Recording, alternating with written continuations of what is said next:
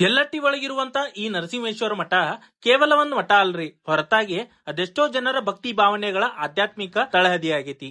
ಯಲ್ಲಟ್ಟಿಯಿಂದ ಕಾಲ್ನಡಿಗೆ ದೂರದಲ್ಲಿರುವ ಈ ಒಂದ್ ಮಠ 1947ರಾಗ ಜಮಖಂಡಿ ಮಹಾರಾಜರು ಬಳುವಳಿಯಾಗಿ ಕೊಟ್ಟಂತ ಜಾಗ ಅನ್ನೋದು ಕುತೂಹಲಕಾರಿ ಸಂಗತಿ ನೋಡ್ರಿ. ಈ ಮಠಕ್ಕ ಈ ರಾಜ್ಯ ಅಲ್ದ ಬೇರೆ ರಾಜ್ಯದಿಂದನೂ ಭಕ್ತಾದಿಗಳು ಬರ್ತಾರೋ. ಬಂದ ಭಕ್ತಾದಿಗಳು ಖಾಲಿ ಕೈಯಿಂದ ಖಾಲಿ ಮನಸ್ಸಿನಿಂದ ಹೋಗಿದ್ದು ಚರಿತ್ರೆ ಒಳಗ ಇಲ್ಲ ನೋಡ್ರಿ.